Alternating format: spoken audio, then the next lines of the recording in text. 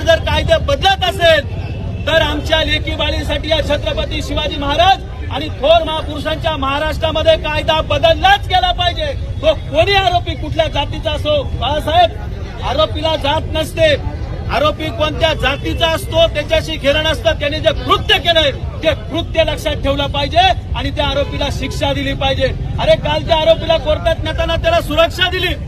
आमच्या पोलीस प्रशासनाला विनंती आहे या अशा नराधमांना आणि ज्या वकिलांनी त्यांची केस घेतली ना त्या वकिलांवर सुद्धा आपण हक्कभंग कायद्याच्या अंतर्गत त्यांच्यावर सुद्धा गुन्हा दाखल केला पाहिजे। या अशा वकिलांमुळे हे आरोपी माजलेले, हे आरोपी सुटतात म्हणून त्या वकिलांनी सुद्धा, अरे तुमच्या घरात सुद्धा आई बहीण आहे ना, तुमच्या घरात सुद्धा लेकरं आहेत की नाही, तुम्हाला सुद्धा मुली आहेत की नाही, ज्या वकिलाने ती केस घेतली ना त्या वकिलाच्या विरोधात सुद्धा आपण सगळ्यांनी एकत्रित येऊन भांडलं पाहिजे। आज सराफ असोसिएशनच्या वतीनं काल ह्या मोर्चाचं आवाहन करण्यात आलं।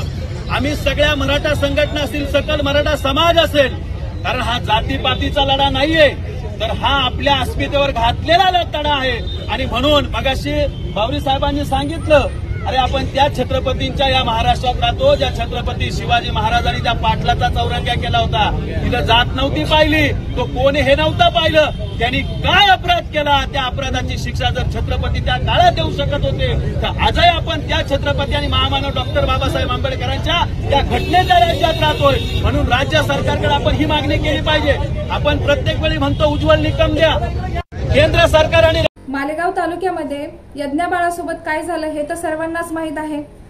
तर आपल्या यज्ञाबाळाला न्याय मिळवून द्यायचा आहे। माननीय मुख्यमंत्री साहेब, आम्हाला तुमची लाडकी बहीण योजना नकोय, अशी काहीतरी योजना आणा, लाडकी बहीण सुरक्षित योजना आणा